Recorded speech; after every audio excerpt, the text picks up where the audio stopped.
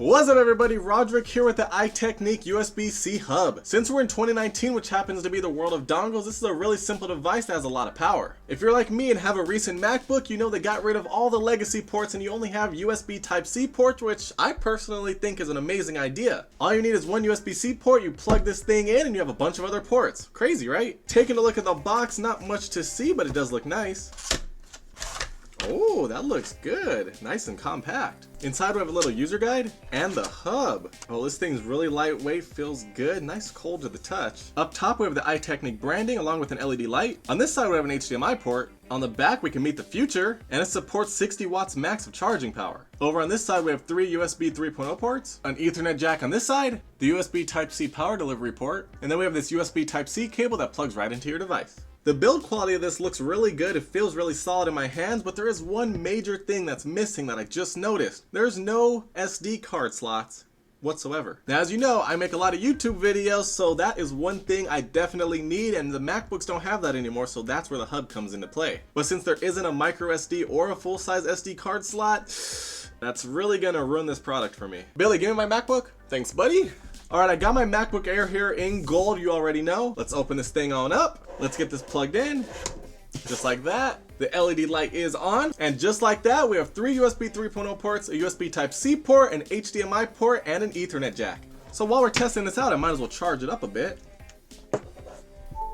And it works. I got this really old USB external hard drive that I've been using for ages. Let's see if it works in this.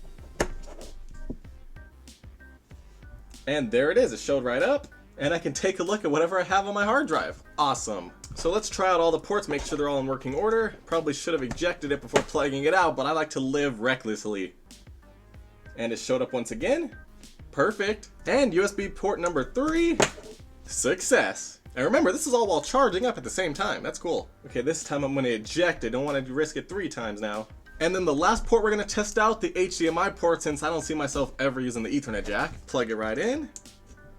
And now we're on the big screen. And now for a quick comparison, I have some of the USB-C hubs I've been using up until this point. This is the first one I got. As you can see, it's pretty big and beefy. It has all the same ports as this iTeknic one, except it has the additional micro SD and full SD card slot. But it's like 3 times the size. And then I have this other one, which is actually a little bit skinnier, and it also has the micro SD and full size SD card slot, although what it is missing is the USB Type-C port, so you won't be able to charge at the same time with this thing. All in all, this is a really great USB Type-C hub. You just have to get one based on your uses. If you don't happen to need an SD card slot, this will be the way to go because it has everything else that you could possibly need. And plus it has a really nice form factor, feels really solid, it looks really great. The build quality is outstanding on this thing, plus it supports 60 watts of power delivery to your laptop. If you want to pick up one of these, I'll throw the link down below in the description. Make sure you guys comment your thoughts down below. Let me know what your thoughts are. Let me know how you're adapting to the dongle life, because personally, I don't mind it at all. Thumbs up, red subscribe button, social media, and I'll see you in the next one.